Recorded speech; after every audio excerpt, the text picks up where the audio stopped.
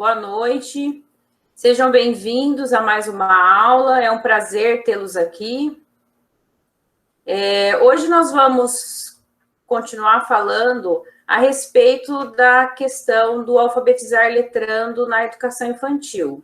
Eu fiz uma apresentação para compartilhar com vocês a respeito dos 5 blocos que a Brandão e Leal sugere para que a gente desenvolva com as crianças. E aí eu vou compartilhar a apresentação. Então, pessoal, como eu disse a vocês, nós vamos falar a respeito do alfabetizar e letrar na educação infantil, o que isso significa. Essa discussão, ela está pautada no capítulo de um livro chamado Ler e Escrever na Educação Infantil, discutindo práticas pedagógicas, e é um capítulo da Brandão e Leal.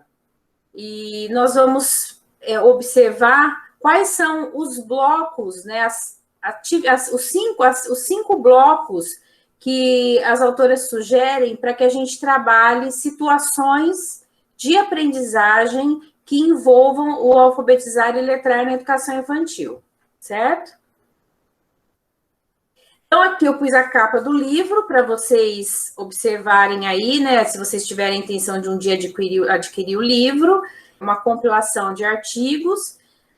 As organizadoras foram Ana Carolina Perrucci Brandão e Esther Calande de Souza Rosa, que são as organizadoras aí do livro. Então, quais são os 5 blocos de atividades que elas sugerem para que a gente desenvolva na educação infantil, no que se refere ao alfabetizar e letrar? O primeiro bloco são as atividades que promovem práticas de leitura e escrita significativas. Eu acho interessante que elas colocam leitura e escrita no mesmo bloco, e isso tem um significado interessante, porque elas colocam que tanto o trabalho com leitura quanto o trabalho com escrita, eles devem ter como característica a questão da gente oportunizar situações reais, situações em que as crianças percebam diferentes finalidades, né, diferentes funções da escrita, e diferentes interlocutores também, da atividade de leitura e da atividade de escrita. E por que isso é importante na educação infantil? Por exemplo, naquela cartinha do Papai Noel, as crianças receberam uma cartinha do Papai Noel e depois foi criada uma situação real de escrita em que elas viram a necessidade de produzir uma carta para responder ao Papai Noel. Então, o que a gente está vendo aí? Um contexto real de escrita que foi criado e que gerou aí uma oportunidade da professora produzir coletivamente um texto com as crianças. Me perguntou assim, professora, é possível produzir texto na educação infantil? E minha resposta sempre é sim, é possível. Por quê? Porque quando a gente fala em produzir texto, não é só pegar no lápis e criar um texto. Criar, que eu digo, grafar um texto. Produção de texto vai muito além disso. Se ele vai produzir, por exemplo, uma narrativa, ele precisa conhecer as características discursivas de uma narrativa, ele precisa conhecer as características linguísticas, ou seja, ele precisa entender a estrutura do texto, ele precisa entender quem são os personagens que estão sempre em contos de fadas. Ele precisa pensar, todos os contos de fadas que eu já li, ele começava com Era Uma Vez, e aí tinha sempre um final da história, um final feliz. Me parece também, aí a criança já imagina, eu também percebi que existe sempre um clímax da história, e de repente tem uma situação ali que existe o auge, né, que dá aquele incremento todo para o enredo, e de repente eu tenho um desfecho daquela situação toda, partindo aí para o final da história. Então, as crianças vão percebendo, por meio da leitura, que os professores vão realizando na educação infantil, algumas características. Então, quando as autoras colocam atividades que promovem práticas de leitura e escrita de forma significativa, elas colocam juntas exatamente para nós, professores, entendermos a importância da gente pensar nesses contextos em que escrita e leitura tem sentido, tem significado, cumpre uma função social. As autoras colocam duas situações possíveis, né? A primeira é quando o professor lê em voz alta para a criança, e a segunda é quando o professor escreve com a participação das crianças. Ele escreve textos e as crianças participam dessa produção, que é a prática do professor como escriba. Ou seja, o professor escreve o texto de forma coletiva junto com a turma toda. A turma toda vai sugerindo o que vai ser posto, o que vai ser colocado nesse texto, e eles vão produzindo coletivamente esse texto. O importante disso é que tanto nessa situação em que existe a leitura sendo feita para esse grupo de crianças, para essa sala de educação infantil, tanto a situação em que o professor escreve com o coletivo da turma, ambas atividades devem partir dessa situação que se cria, dessa necessidade que se cria de ler e de escrever. É isso que faz com que as crianças da educação infantil comecem a perceber que é prazeroso. Nós vamos fazer um convite para a reunião dos pais, então vamos produzir esse convitinho juntos. Então, as crianças vão entendendo de forma diferente para que serve ler e escrever. Não é aquela coisa chata, aquela coisa memorização por memorização, de cópia, de repetição. Não. É um outro mecanismo que elas desenvolvem. Hoje, esses dias eu estava conversando com uma pessoa a respeito do que é o desenvolvimento das operações cognitivas, né, no processo de aprender a ler e escrever. Ela defende muito a questão do tradicional. Não, tem que aprender no método tradicional, porque naquela todo mundo aprendia, enfim, aquele discurso, né, que a gente ouve por aí. E aí eu comecei a conversar com ela tentando convencê-la, né, dessa questão do método tradicional e de como a gente pensa hoje a alfabetização. E que, na verdade, ontem, por exemplo, nós tivemos uma palestra maravilhosa da Magda Soares com o professor Carlos Cagliari, na ALAB, que é a Associação de Linguística, né, do Brasil, e eles fizeram ontem à noite, inclusive, a palestra. Eu gosto tanto de ouvir, né, sobre isso, que eu ouvi ontem à noite, assisti, né, durante a live deles, e hoje de manhã assisti novamente, porque eu sou encantada com essas questões, né. E aí, casando as duas falas, a que eu vi hoje da Magda Soares, né, nessa live, com o que essa pessoa estava me falando a respeito do método tradicional, a própria Magda comenta que nós não podemos falar assim, existe em método de alfabetização. Desde a década de 80, com a publicação da psicogênese, nós tivemos vários estudos, várias pesquisas que foram trazendo muitas contribuições em diferentes perspectivas. Então, nós tivemos na perspectiva da linguística, contribuição, nós tivemos na perspectiva da educação, né, nas pesquisas voltadas para a área da pedagogia mesmo, na perspectiva da psicolinguística, da psicologia, para poder avaliar essa questão do como se aprende. Então, nós fomos tendo várias contribuições. Então, a gente não pode falar em método, né, hoje em dia. Então, quando eu falo para vocês de alfabetizar e letrar na educação infantil, eu estou trazendo, na verdade, uma concepção teórica muito mais ampla do que só pensar em que método usar. Eu acho muito interessante, eu acho que hoje vocês não têm que falar mais, que método eu vou usar. Eu tenho que pensar em como fazer minha criança aprender. Então, o meu discurso não tem que ser, que método você usa? Não, eu tenho que falar como eu faço minha criança aprender. Nós já temos, por meio dessas pesquisas todas que já foram se consolidando, algo muito já sólido. Então, que a gente tem como saber o que fazer. Não existe como a gente não saber qual vai ser a nossa prática didática em sala de aula. Então, quando eu falo para vocês assim, a criança, desde a educação infantil, se ela tiver a oportunidade de ter essas atividades sendo desenvolvidas, Olha desde quando nós estamos trabalhando com operações cognitivas importantes para ela poder ler e escrever. Nós estamos começando muito cedo. Nós estamos dando oportunidade para as crianças de classes, inclusive, menos favorecidas, de ter contato com escrita, com leitura, muito cedo. Isso vai fazer muita diferença na vida dela lá na frente.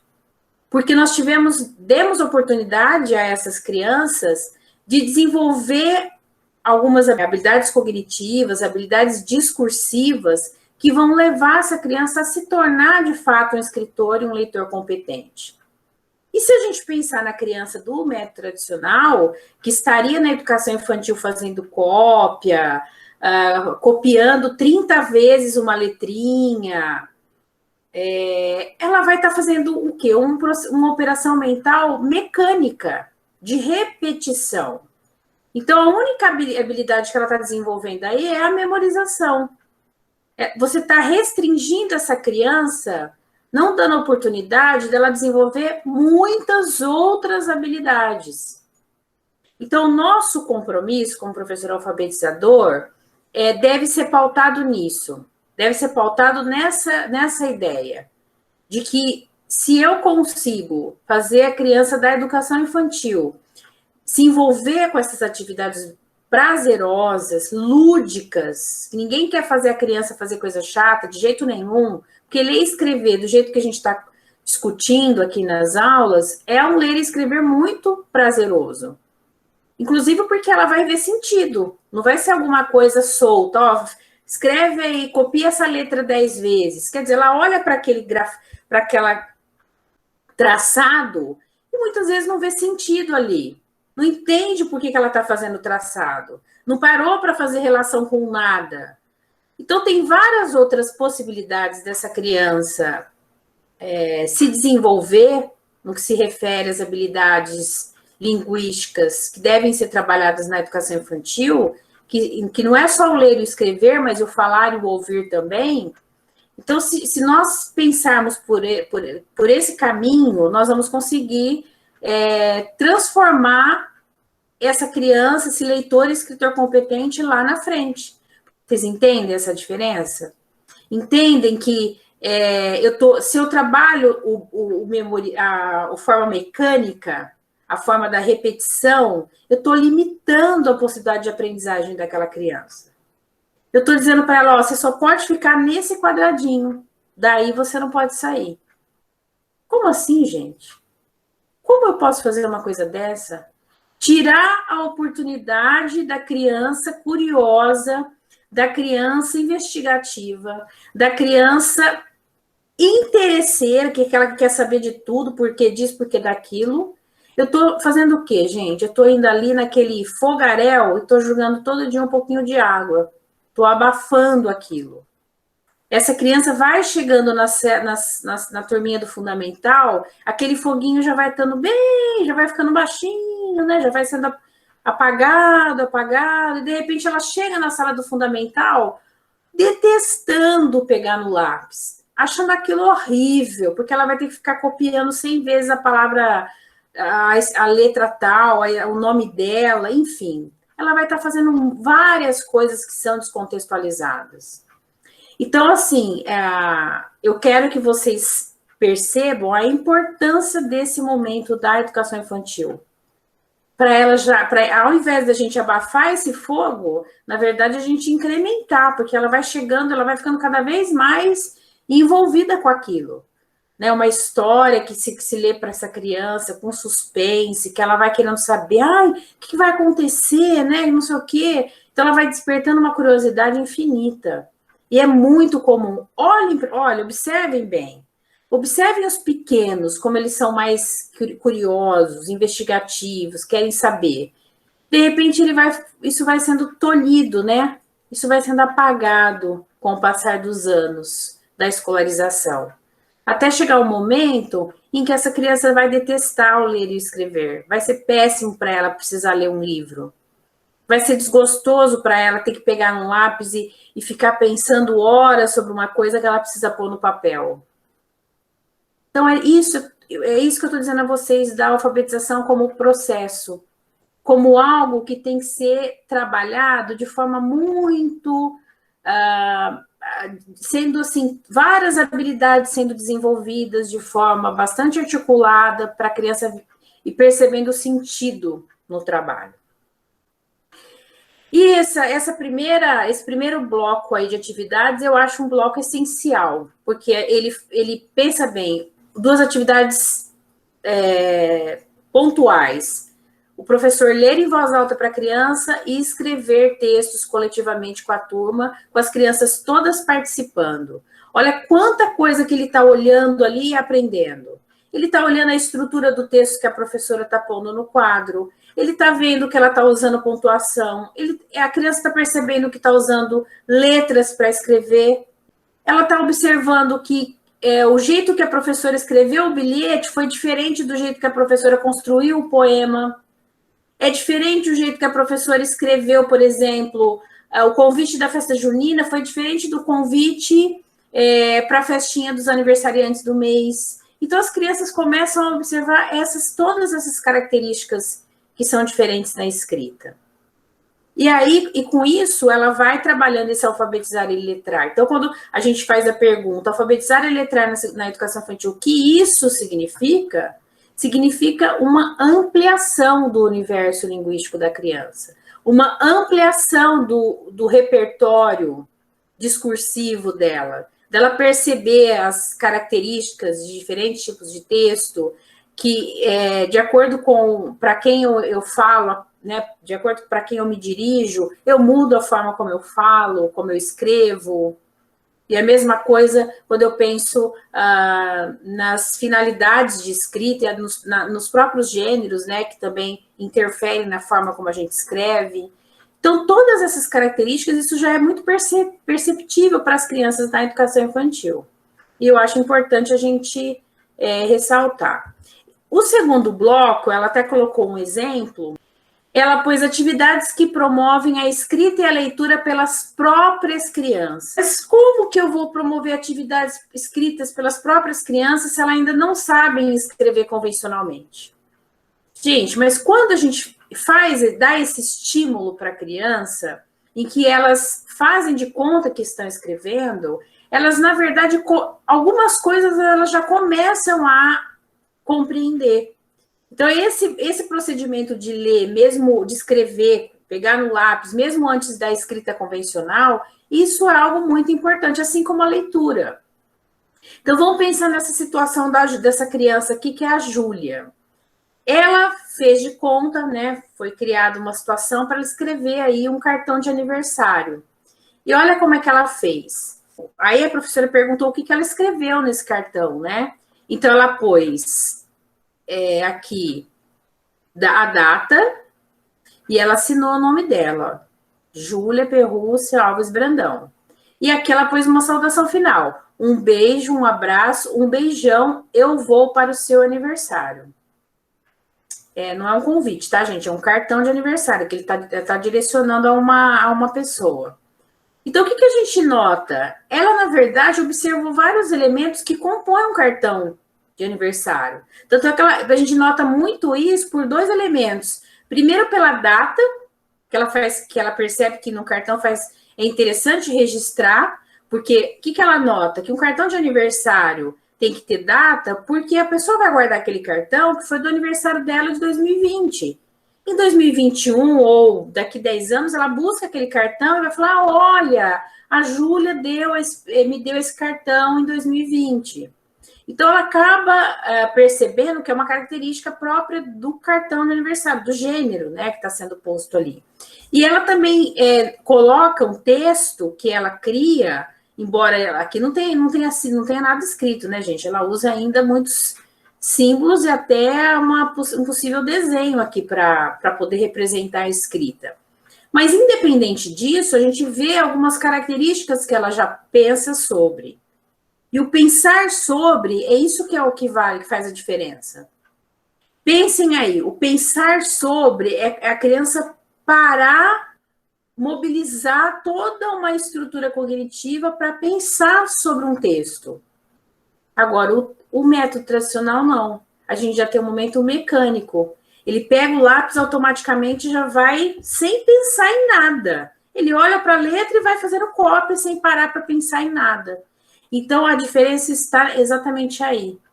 E ao pensar sobre, ela avança de forma diferente na aprendizagem da leitura e da escrita, porque ela está a todo momento mobilizando operações cognitivas que são diferentes e que são bastante complexas, algumas são bastante complexas. Então, demandam uma estrutura cognitiva cada vez mais elaborada. E é exatamente por ter a possibilidade de desenvolver essas estruturas cada vez mais complexas, mais elaboradas, é exatamente por isso que ela vai conseguindo avançar e sair dessa etapa toda em que ela só rabisca para poder ir usando letras, depois pensando na questão sonora e pensando nos elementos fonológicos da escrita, e depois pensando, tendo essa consciência fonêmica, conseguindo escrever de forma próxima à convencional, e depois chegando a uma escrita convencional. O que essas autoras mencionam, né, que é interessante a gente fazer? Que é importante a gente estimular as crianças a escreverem textos utilizando os conhecimentos que ela já dispõe sobre o gênero, sobre a grafia de letras, quando ela já usa letras. Então, só o fato da criança já pensar sobre o gênero já é um conhecimento interessante para ela colocar no papel, mesmo que seja em formato, usando alguns símbolos, mesmo que ela não use letras convencionais, que ela utilize pseudoletras, mesmo que ela faça não usando letras reais. Alguns conhecimentos que ela já vai se apropriando já faz com que ela comece a estabelecer uma relação de escrita que vai avançando para uma escrita próxima convencional. E uma primeira situação que já garante uma escrita é a do nome próprio. O nome próprio é algo que ela consegue, muitas vezes, memorizar a escrita do próprio nome e consegue, inclusive, reproduzir o próprio nome. E isso é interessante à medida que as letras do seu nome elas vão apoiar a escrita de novas palavras. Então, quando ela para pensar, o nome dela é Mariana, aí a professora para refletir, fazer eles pensarem sobre a escrita de Mariana. Mas o que a gente tem dentro de Mariana? Dentro de Mariana, a gente tem a escrita de Maria. E aí, mostra para a criança onde está Maria. Dentro de Mariana, a gente tem a escrita de Ana. Mariana, se eu tirar o A do meio, eu posso formar o quê? Marina. Então, elas já começam, a gente já para discutir com as crianças, levar as crianças a pensar sobre possibilidades de compor novas palavras. Isso a gente faz partindo do próprio nome delas e nome dos amigos, que muitas vezes elas acabam se apropriando. As autoras também colocam que nas próprias brincadeiras de faz de conta, as crianças podem criar momentos que elas têm que escrever algo. Então, elas podem montar, por exemplo, e a gente pode fazer isso brincando com elas. Olha, hoje, como vocês brincaram de mercadinho, né, de ida ao supermercado, vamos fazer uma lista de compras? Bom, hoje, como nós brincamos vocês fizeram brincadeira de festa, fizeram um encontro, vamos fazer um convite para a festinha? Vamos deixar um recado, vamos brincar de deixar um bilhete, vamos brincar de mamãe e filhinha, a gente vai anotar os remédios que a filhinha tem que tomar para sarar do resfriado. Então, a gente começa a pegar situações do cotidiano que elas estão brincando sobre e fazer com que a escrita também tenha sentido nesses contextos. Eu acho que também isso é uma sugestão das autoras e que eu acho que também é bem interessante. Outra coisa que elas falam, que é algo que eu falo muito quando a gente conversa sobre leitura, é a gente poder usar a antecipação do que está escrito nas atividades de leitura. O que é isso, antecipação do que está escrito? É quando a criança consegue estabelecer alguma relação para poder antecipar o que pode estar escrito, porque ela não lê convencionalmente. Mas professora, mas como que a gente pode fazer isso? Por exemplo, a gente tem lá o cardápio do almoço que vai ser servido na cantina, no horário lá do intervalo para a refeição das crianças. Aí no almoço a gente vai pegar esse cardápio, vai levar para a sala e vai trabalhar lá segunda-feira. Então vamos ver o que tem na segunda-feira. Então tem na lista lá do cardápio arroz, feijão, frango, batata, salada de alface. Aí a gente pega e vamos tentar fazer a criança antecipar o que pode estar escrito. O que essa criança já sabe sobre o texto? Primeiro, a criança sabe que é um cardápio. Então a gente já está antecipando o gênero. Se a gente antecipa o gênero, a gente já antecipa uma situação que está definida ali. A gente fala que é o cardápio do almoço da escola. Então, a gente já antecipa uma outra informação desse contexto. E a gente diz que é o cardápio do almoço que tradicionalmente a gente serve na escola. E aí, o que as crianças já antecipam? Elas já têm muitas informações sobre o almoço da escola. Por exemplo, que todos os dias tem arroz e feijão. E o que muda muitas vezes é a mistura, muitas vezes muda o legume e muda a salada. Mas elas já sabem que arroz e feijão tem. Então elas vão olhar e já vão falar para a professora, a professora vai perguntar: o que está escrito aqui? A primeira palavra, elas já vão pensar que é o arroz. Elas já antecipam o que está escrito. Porque elas já têm essa informação e já sabem que na escola todos os dias se serve o arroz e feijão. Aí a professora fala, e na linha de baixo? É o feijão. Só que aí a gente tem na terceira linha o frango. E aí as crianças pensam, poxa, mas o que será que vai ser de carne hoje?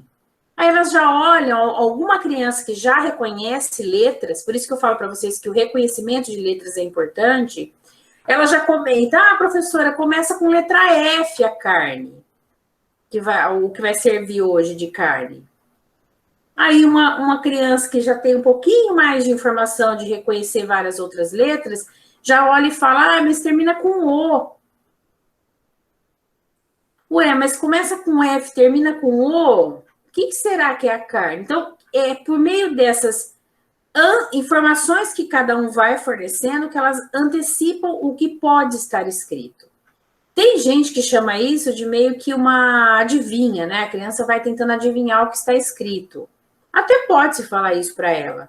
Mas isso aí é uma estratégia de leitura, que é a estratégia de antecipação. É quando a criança tem condições de parar para olhar a escrita e antecipar o que pode estar escrito ali. E por que isso é importante? Porque lembra que eu falei para vocês que a criança precisa pensar sobre a escrita? Você está fazendo exatamente isso com ela. Você está fazendo ela olhar para esse F, olhar para o O e falar, nossa, mas a palavra começa com F, termina com O. Se ela já reconhece o F e o O nesse momento e ela não sabia antes, não reconhecia essas letras antes, esse já é um aprendizado muito interessante para essa criança. Aquela que já está um pouco mais avançada, ela já começa a pensar ela já tenta ler mesmo, ela tenta achar o que é. E aí, provavelmente, no meio, se tiver uma criança que já está um pouquinho mais avançada, pode chegar a dizer para a professora que está escrito frango ali. E aí vocês vão falar, mas essa criança que chegou na escrita de frango, ela lê convencionalmente? A maioria, provavelmente não. Ela vai fazendo isso porque ela vai deduzindo que letras estão ali. E que provavelmente ali esteja escrito frango e ela faz essa dedução, ela faz essa inferência. Então, essa antecipação do que está escrito é algo muito, muito interessante de se fazer. Isso a gente pode fazer com várias coisas. A gente pode fazer, por exemplo, com embalagens, logotipos, que ela já vai tendo mais informações para poder imaginar o que esteja escrito ali. E aí vocês vão falar, professora, mas ela só vai ficar adivinhando? Não, isso é uma atividade de uma criança que não lê convencionalmente. Então, a gente está fazendo um trabalho para que ela chegue a uma escrita convencional. E esse trabalho precisa passar por todo esse procedimento em que ela pare para pensar sobre o que vai escrever ou o que vai ler. Esse é o nosso foco, tá? Outro texto também que propicia essa leitura feita pela criança, e eu acho mais legal, porque ela lê, é a oportunidade que ela tem de ler sozinha, é a leitura de textos que elas já conheçam de memória. Por exemplo, quando ela já conhece uma cantiga de roda, quando ela já sabe, já memorizou uma parlenda, ela sabe cantarolar essa parlenda, quando ela já conhece algum poeminha de cor, Quando ela já conhece alguma canção também, a gente usa. E aí, o que a gente faz? A gente coloca por exemplo, esse poeminha no papel, escreve esse poema inteiro com letra maiúscula, e como ela conhece de memória, a gente já fala assim, olha, vamos todo mundo ler o seu poeminha? Todo mundo vai passar o dedinho embaixo e vai lendo baixinho. Depois a gente faz a leitura coletiva. E o que ela faz? Como ela já sabe o que ela vai encontrar, ela já vai olhando para o papel, passando o dedo e falando, porque ela já sabe de memória aquele poeminha. Então ela vai passando o dedinho e vai... lá vem o pato, patati, patacolá, e passa o dedinho embaixo. Lá vem o pato para ver o que há. Então ela vai falando e passando o dedinho embaixo do texto. E quando ela passa o dedinho embaixo do texto, ela está falando, mas ela está olhando para as letras do papel. Esse também é um procedimento muito importante. Ela olha para o papel. Ela vê que o que ela está falando tem letras ali sendo usadas. Aí a gente vai para uma terceira, que eu vejo que é de uma riqueza infinita para o trabalho da educação infantil, que são as atividades e os joguinhos que estimulam a análise fonológica de palavras, com e sem correspondência com a escrita, né? Com correspondência quando põe a escrita junto com o som e ela relaciona. Sem correspondência quando ela só observa os sons sem olhar para a escrita, que são dois momentos distintos, tá? Um para crianças menores e outro para crianças um pouquinho maiores, crianças aí dos seus 4, 5 anos. E o quais são essas atividades, esses joguinhos? São aquelas que chamam a atenção da criança mais para a questão da sílaba, para ela observar a pauta sonora, para as rimas, para os fonemas, ou seja, para os segmentos sonoros que estão no interior das palavras. Então, são atividades e joguinhos que fazem ela observar as sílabas, várias palavras que começam com a mesma sílaba, várias palavras que terminam com a mesma sílaba, várias palavras que começam com a mesma letra, que a gente também pode trabalhar com letra, não só ficar restrito à pauta sonora, isso depende muito do momento de escrita que essa criança se encontra, certo? Então, isso faz com que essas crianças precisem pensar sobre os princípios do sistema de escrita alfabética. E esses sinais gráficos, né, essas letras, quando a criança para pensar sobre os princípios do sistema de escrita alfabética, ela precisa chegar à seguinte conclusão, que os sinais gráficos, que são as letras, eles têm relação com o que a gente fala, com o que é a pauta sonora. Porque pensem aí, gente. Pare para pensar um pouquinho. O que essas crianças, quando estão na educação infantil, o que elas acham da escrita, a maioria? Elas fazem, quando a gente pede para elas escrever, muitas delas acham que escrever é desenhar. E muitas acham que a escrita, o que se escreve, o que se é representado por meio desses símbolos gráficos, ele tem relação com as características físicas daquilo que está sendo representado.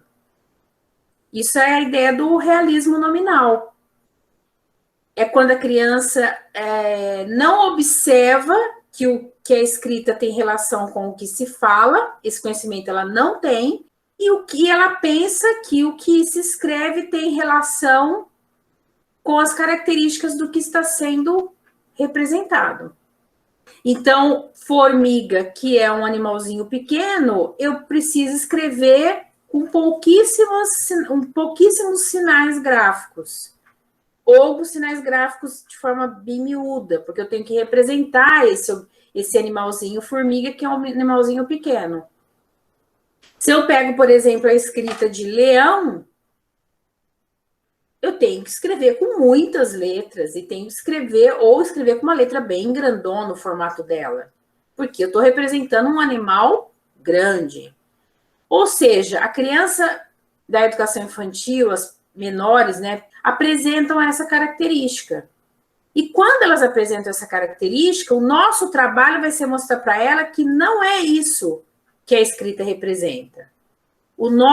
Todas as atividades que a gente realizar devem ser voltadas para mostrar para a criança que a gente está falando, que a gente quer que ela observe que a escrita representa a fala. Então, como que a gente pode fazer isso? A gente pode pegar, por exemplo, vários animais, eu estou dando exemplo de animal, vamos ficar nos animais. Vamos pegar vários animais, a gente pega a imagem desses animais e pega a escrita. E pede para as crianças colocarem a escrita de cada animal, né? Então, pega lá, a imagem do leão, a escrita em letra maiúscula do leão. A imagem da formiga, a escrita de formiga. A imagem de um elefante, a escrita de elefante. A imagem de uma abelha, a escrita da abelha. A escrita que eu falo é um papel, né? Com a escrita em letra maiúscula para a criança conseguir observar essas letras. Aí a gente pega mais um animal, sei lá, um animal que elas conheçam, obviamente, né? Não pode pegar coisa desconhecida. Uma cobra, escrito cobra. E mistura tudo e pede para elas, você vai colocar a escrita embaixo de cada imagem.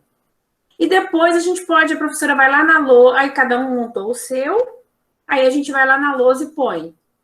Quando a criança começa a olhar que a formiga que é pequenininha, a imagem, a professora pôs uma escrita grandona embaixo, ela para pensar, fala, mas que estranho. Ela usou um monte de letra embaixo de formiga, por que será que a prof fez isso? E aí é quando você vai e olha, gente, olha como é que a gente fala, e vai mostrando para ela as letras, né, as pautas sonoras. Formiga.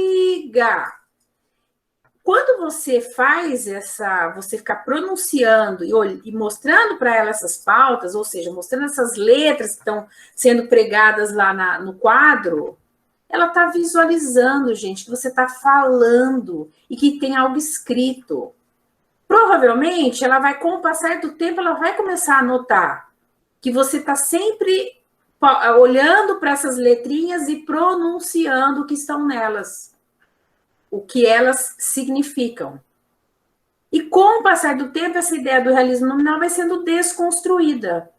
Então, é por isso que vocês precisam saber qual é a hipótese de escrita da criança para conseguir saber como intervir, ou seja, vocês sabendo que as crianças do infantil ou as crianças pré-silábicas têm a ideia do realismo nominal e ainda não sabem que a escrita representa a fala, qual vai ser o trabalho de vocês? Tudo que vocês realizarem de atividades vão ser voltadas para levar a criança a perceber isso. Que as pautas sonoras são representadas por letras. É essa ideia de que a escrita representa a fala.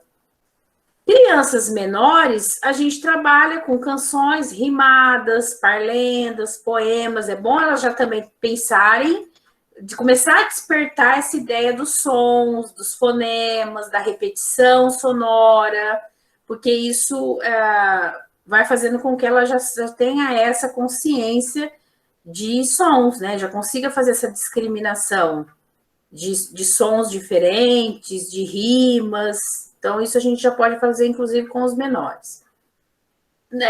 As autoras sugerem alguns joguinhos de análise fonológica. O primeiro é um bingo de figuras, que as crianças devem encontrar cartelas com figuras que comecem com a mesma sílaba. Então, esse é um exemplo de outra atividade.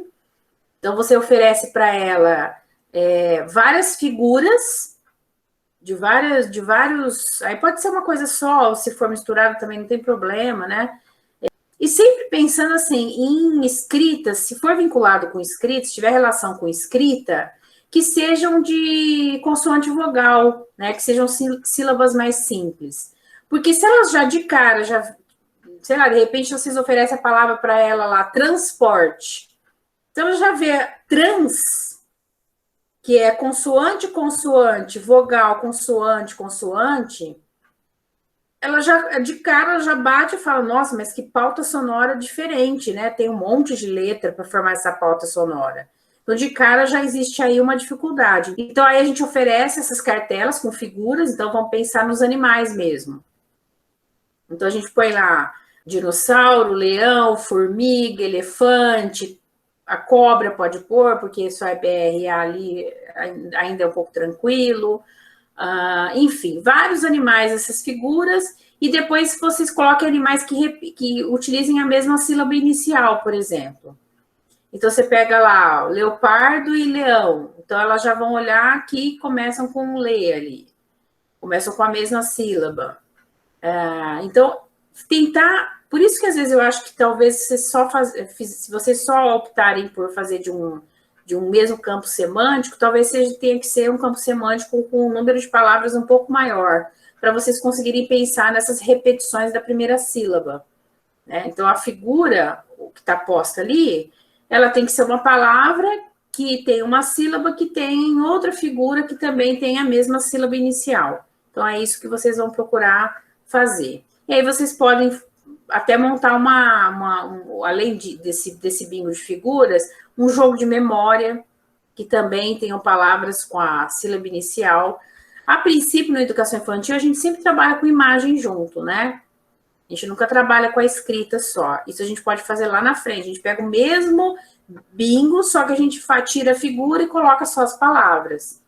Isso a gente vai fazendo na sala de alfabetização, pode usar também. E aí, o que eu quero ressaltar para vocês, que isso daí existe uma corrente de autores que querem deixar isso claro. Quando a gente fala de trabalho com consciência fonológica ou com jogos fonológicos, nós não estamos falando de análise de fonemas isolados. Então, você ficar lá repetindo para a criança um fonema de um fonema solto. Você pega lá, por exemplo, mame, mi, momu, e fica me. Não. Você não está trabalhando com a criança o fonema isoladamente. Você está trabalhando com a criança uma pauta sonora que configura-se numa sílaba, e essas pautas sonoras é que fazem a criança pensar na escrita de palavras. Então, nós não estamos falando de uma reprodução de fonema isolado, solto, fora de contexto. Nós estamos falando da criança pensando na escrita de palavras e pensando nos sons de cada pedacinho que compõe essa palavra. Então, quando ela abre a boquinha para falar borboleta, ela fala aquilo de forma... emite um som, mas ela precisa parar para pensar. Que sons são esses e que letras são essas que vão compor esses sons? Então, não é pensar em fonema isolado. Isso não é o trabalho que a gente está discutindo aqui. A gente está discutindo na criança tendo a oportunidade de pensar nos sons que compõem a escrita de várias palavras diferentes. Então, ela pode pensar, por exemplo, que a escrita de gato, o Gá, eu posso formar, é o Gá do Gabriel. O Vi, do Vinícius, é o Vi do Vitor, é o Vi da Vitória. Então, esse tipo de trabalho, de mostrar para a criança essas semelhanças e as diferenças também, fazem ela entender melhor o que a escrita representa a fala, que é o nosso objetivo nesse momento aí de trabalho. Outra coisa legal delas fazerem também nesse momento é da professora contar com elas, né? Quando a gente abre as pautas sonoras. Borboleta. Quantas vezes abrimos a boca? 4 vezes. Então, são 4 sílabas, 4 pautas sonoras. Contar é muito legal. E aí, quando a gente conta, a gente também fala, nossa, mas a borboleta, a gente abre a boca 4 vezes. E a borboleta, que tamanho é? A borboleta é pequena, né? E aí ela já começa, nossa, a borboleta é pequena, e eu abri a boca 4 vezes, então a palavra é grandona. Aí elas já começam a desconstruir a questão do realismo nominal. E também olham observam a pauta sonora. Borboleta, 4 vezes, certo? Aos 5 anos, as atividades de consciência fonológica necessariamente, obrigatoriamente, tem que estar vinculada com a palavra escrita. Para quê, gente? Para ela fazer essa relação da pauta sonora com a palavra escrita. Isso a gente tem, como exemplo, a gente tem o bingo, né, que o professor pode entregar uma ficha com pares de palavras que começam com a mesma sílaba, acompanhadas com a imagem, e pedir para a criança pintar essas sílabas e dizer, né, outras palavras que começam com a mesma sílaba. As crianças também podem perceber semelhanças sonoras entre as palavras e também semelhanças escritas. Ou seja, a partir do momento que elas percebem que existe uma semelhança no som, ela tem a palavra escrita para olhar que a letra que usou é a mesma também. E aí ela já começa, mas então o Vi do Vinícius sempre vê com I. É aí que eu formo a primeira sílaba. E aí é onde ela já começa a pensar, mas esse Vi aí, eu posso escrever outras palavras, eu posso escrever o nome da Vitória também, que começa igual. E essas relações que elas vão fazendo, olhando para a palavra escrita no papel, e isso vai fazendo com que ela comece esse processo aí de pensar sobre a escrita e de chegar a uma escrita silábica, por exemplo, é quando ela já entende que a escrita representa a fala. Então, pessoal, no quarto bloco, as autoras sugerem as atividades e jogos que estimulam a identificação e escrita de letras e o reconhecimento global de certas palavras. Então, o que seria esse quarto bloco? Esse quarto bloco vai envolver aquilo que eu tinha comentado com vocês nos blocos anteriores. A importância da gente dar oportunidade para a criança em várias atividades reconhecer letras. Reconhecer letras isoladas? Não, reconhecer letras em palavras, em situações que a gente vai desenvolver para que ela observe a escrita de palavras ou até tente escrever alguma palavra.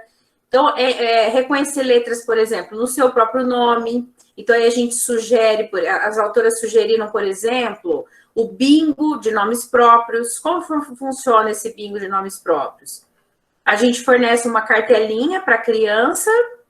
Nessa cartelinha, a gente separa cada letra do nome num determinado espaço. Então, você coloca lá, Davi. Então, você põe separado, né?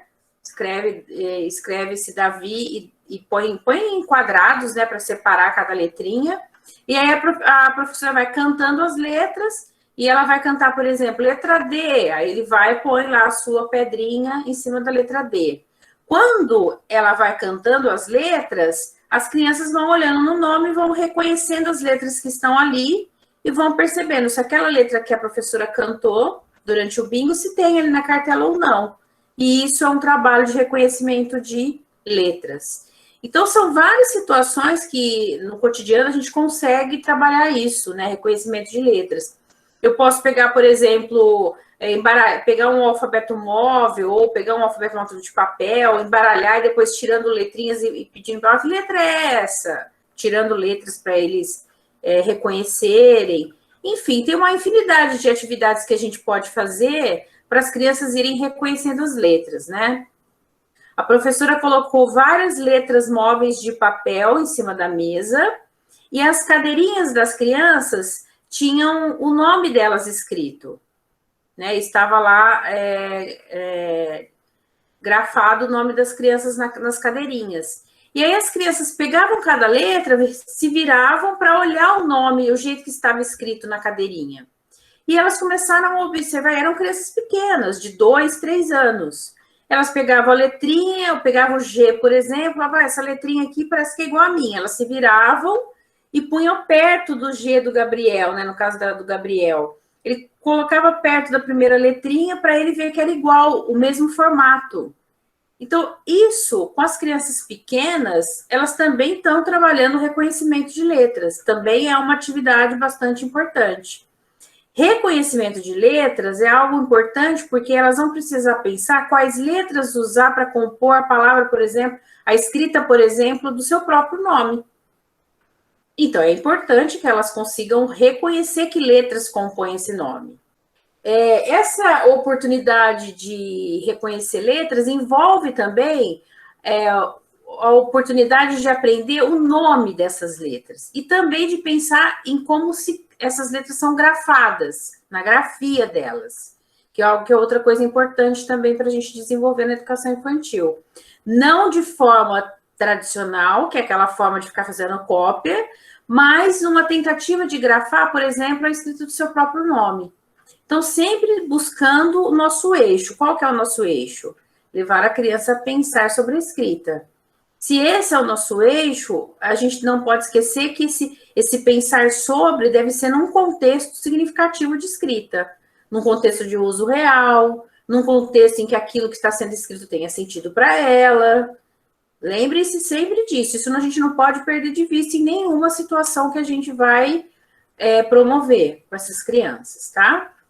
Elas já começam, quando a gente trabalha o reconhecimento de letras, quando a gente nomeia, dá um nome para essas letras, tenta grafar essas letras com as crianças, a gente já começa a mostrar para elas que a gente usa letras para escrever e que elas não desenham para escrever, certo? São duas representações simbólicas diferentes. Eu posso representar, por exemplo, esse óculos desenhando, mas eu também posso representar o óculos, que seria um objeto substituto, por meio da escrita. Então, eu tenho as letras para representar esse objeto, que eu não quero ter ele ali figurativo, mas eu tenho como tê-lo ali escrito, representado, utilizando letras. É isso que a criança precisa observar, certo? E aí também a gente tem o mural de chamada, né? Pelo mural de chamada, a professora consegue trabalhar bastante a comparação de diferentes escritas, porque nós temos diferentes nomes próprios na turma, e consegue também trabalhar não só diferenças, mas consegue trabalhar semelhanças. Então, como eu falei a vocês, ela consegue mostrar para crianças algumas coisas que são parecidas, né? Nomes que começam com a mesma sílaba. Então, você tem lá a Betânia e tem o Bento, que são que a gente, embora tenha um som nasal do Bento, mas a gente tem o B e o E aí, que são sílabas iniciais, que as crianças vão notar que são iguais. Então, vamos lá. Que letras a gente usa no nome da Natália? N. Vai mostrando a letrinha N. A.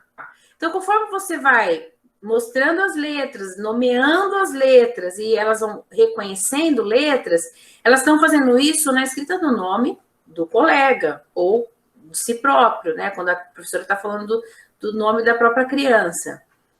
Então, é aí que a gente faz o trabalho. E não aquela coisa solta, pega lá e fica cantarolando letras. Ou pega uma letrinha e fala para ela, ó, você vai copiar essa letra aqui 20 vezes. 20 vezes você copia a letra A. Faz sentido? Gente, ela vai escrever a letra, mas essa letra tem que ter para ela um significado. Bom, eu vou escrever as letrinhas do meu nome. Ah, professora, mas ela não sabe as letras do nome dela. Então, você, nesse momento, que é o momento inicial, você tem o seu crachazinho da criança. Você tem o caderno que tem o nome da criança. Por isso que é importante ter tudo letra maiúscula. Por isso que é importante usar tudo com letra maiúscula. Uma época, eu trabalhei numa escola, uma determinada época, a escola oferecia combinava com as famílias que a etiqueta era ela que ia dar para as crianças, as etiquetas dos cadernos, das pastas. Por quê? Porque quando a gente deixava para a família etiquetar o material vinha com etiquetas diferentes e cada um com uma escrita diferente. Vinha etiqueta escrita de forma cursiva, tinha pai que mandava digitalizar em letra mais tipográfica, cada um mandava a etiqueta de um formato de letra. E aí, o que a escola fazia? Combinava com a família que ela ia oferecer as etiquetas. Por quê? Porque elas faziam etiquetas com todas as letras maiúsculas. Porque, gente, a etiqueta do material escolar, que vem com o nominho completo da criança, é um material de escrita que a gente tem que utilizar. Entenderam? Então, eu uso tudo que tiver com o nome dela. Ó, hoje a gente vai pegar, nós vamos pegar as pastas, vamos misturar tudo e vamos separar. Vamos separar de quem é de quem aqui. Aí as crianças vão ter que olhar todas as escritas que estão nas etiquetas das pastas, que precisam ser idênticas, para a gente conseguir fazer isso, que é outra questão também. A mesma coisa com outros objetos, as escovas de dente, as toalhas de banho, os cadernos, enfim, tudo a gente tem condições de fazer isso se a gente tiver uma uniformidade dos materiais, certo? Então, nesse tipo de atividade, desse quarto bloco, a gente precisa, então, trabalhar essas ideias de reconhecimento de letras, a comparação, observando semelhanças e diferenças na escrita do nome próprio, por exemplo, aprender a nomear as letras, as crianças precisam aprender o nome de cada letra, os nomes da sala, da turma, no mural de chamada, que começam com a mesma sílaba ou que começam com a mesma letra, também é outra coisa que a gente aborda. Os nomes que são maiores, os nomes que são menores. E sabe o que é legal quando a gente trabalha nome maior, menor? Que eles começam a notar, a fazer relação com a criança e ver que não tem relação. Então, eles pegam lá o nome da Mariana, que é um nome grande, e a Mariana é miúda, é a mais miudinha da sala. Então, o que eles vão fazendo? Eles vão desconstruindo essa percepção que eles têm, essa ideia que eles têm do realismo nominal. Até trabalhando isso usando os próprios nomes das crianças.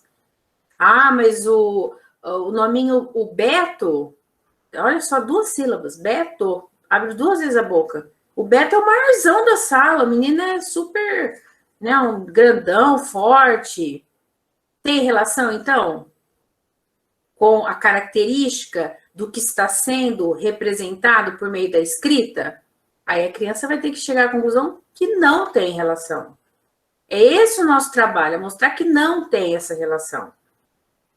Que o que se escreve está relacionado com a fala e não com as características do objeto ou daquilo que está sendo representado por meio da escrita. Ok?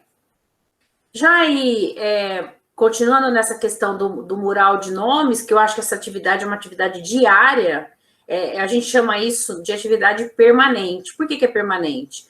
Todos os dias, alguma coisa eu faço utilizando o mural de chamada com os nomes próprios. Então, a gente chama isso de atividade permanente. Outra coisa que a gente tem condições de fazer é trabalhar o reconhecimento global do nome, né? Porque muitas vezes a gente tem condições, eles vão observando algumas regularidades, então eles já começam a fazer uma série de relações de ordem, inclusive que aparece no mural, né? De nomes. E isso vai nos possibilitando, inclusive, que a gente trabalhe essa ideia do reconhecimento global. Embora seja, não quero deixar bem claro para vocês que essa etapa de parar para olhar cada letrinha que vai compor esse nome, olhando as partes, cada parte, e falando junto para eles perceberem que aquela partezinha está sendo dita, então eu posso ir fazendo aquela coisa de mostrando, né, o nome, vamos imaginar lá, eu pego o nome que começa com Ma, e aí na sala tem 2 Marinas, uma Mariana e uma Maria. Então, quando eu ponho o Ma, as crianças já vão antecipar que podem ser essas 4 crianças. Pode ser as 2, uma das Marinas, pode ser a Maria, pode ser a Mariana. Aí, quando eu já vou aqui e já aparece um A, ou vai ser quem que eles já vão concluir? Vai ser a Mariana, porque a gente tem a gente tem a Mari, esse Iri ainda permite que sejam todas as crianças.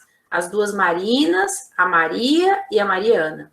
Aí, quando eu tiro mais um pouquinho o nome escondido, aparece um A. Aí, ou vai ser a Maria, ou vai ser a Mariana. Se eu terminei, não aparecer letra, mas a criança já vai observar que nós temos aqui a escrita da Maria, o nominho que eu estou tentando descobrir com eles é a Maria, ou se continuarem letras é porque ali está escrito a Mariana. Então, esse tipo de atividade é coisa que a gente faz todos os dias com as crianças. E elas encaram isso como um momento de brincadeira. É aí que mora o nosso trabalho. Elas gostarem dessa questão de leitura, sentirem prazer por esses momentos de pensar sobre a escrita e tratar isso de uma forma mais lúdica, mais leve, mais prazerosa. E o mais engraçado é que esse tipo de trabalho ele dá muito mais resultado do que aquele momento em que ela mecanicamente copia letras. Porque nesse momento em que ela mecanicamente copia letras, ou repete, ou faz cópia, ou faz pontilhado, ou faz zigue-zague, cobrinha, bolinha, para poder exercício de prontidão, que a gente chama, né? Que ela fica ali fazendo aquela coisa que não tem significado para ela, é um momento que ela não pensa sobre nada. Ela faz isso mecanicamente. E a gente precisa, só para fechar esse quarto bloco, a gente só precisa lembrar que o nome próprio é uma palavra estável. A criança, quando ela escreve uma palavra, ela não tem a ideia de que a gente escreve sempre do mesmo jeito. Por isso que eu falei para vocês na sondagem que vocês deveriam ditar a palavra rã como palavra, como monossílabo, e depois ditar a rã está no rio ou no lago, não lembro agora. Por que nós repetimos a palavra rã? Para a gente poder ver se a criança tinha esse conhecimento de estabilidade, ou seja, da mesma forma que ela escreveu rã lá na palavra, se ela tiver estabilidade, ela vai escrever do mesmo jeito na escrita da frase. Então, ela vai repetir a escrita. Então, ela já vai ter entendido que a escrita tem estabilidade. E aí, para finalizar o bloco, a gente tem aí, as autoras colocaram esse bloco como aquele que estimula as atividades e os jogos que estimulam a discriminação perceptual e coordenação visomotora. Eu, particularmente, acho que essa questão da discriminação perceptual e visomotora e coordenação visomotora, ele é uma perspectiva um pouco mais secundária na alfabetização. Porque eu acho que as outras atividades são primárias, são essenciais. Essa é um pouco mais secundária. Ou seja, as crianças devem fazer, mas de um outro formato que não é aquele de exercício de prontidão. Eu vou explicar melhor para vocês como seria. Esse bloco, essas atividades que estimulam essa discriminação perceptual e coordenação visomotora, focam a atenção da criança em detalhes perceptuais e em detalhes também de coordenação motora fina. E a criança começa a aprender o nome das letras e também precisa observar as diferenças na grafia das letras. E é aí que eu acho que mora o nosso trabalho mesmo. É o foco que a gente tem que dar exatamente nisso. É delas perceberem as diferenças. Então, se você pegar, por exemplo, eu coloquei uns exemplos aqui, né? O P, o D e o B. O que a criança observa? Ela observa que se ela virar de ponta cabeça o B, por exemplo, esse B vira um P. Se ela fizer assim, colocar essa barriga, descer essa perninha para baixo, esse B vira um P. Assim como o D também, né? O D, tá vendo? O B e o D, o D é um espelho do B. Isso aqui quando a gente fala de letras minúsculas, tá? O V e o U, olha a diferença sutil do traçado. O V a gente tem um encontro aqui de duas retas. O U não, o U a gente já faz uma voltinha, mas eles são bem parecidos. A letra E maiúscula e o 3, o número 3, que é muito comum deles se confundirem, né? A gente também tem um formato bem parecido. O e o 0, então a letra e o número. O M e o W, então o W é o M de ponta cabeça, que até as próprias crianças comentam isso. O M e o N, em que o N falta uma perninha aí, senão se houvesse essa perninha já viraria M. Isso, gente, nós estamos falando de percepção visual. Por isso que a gente está falando de visomotora, é visual. Porque a gente tem também, depois que a gente vai falar disso mais para frente, das semelhanças sonoras.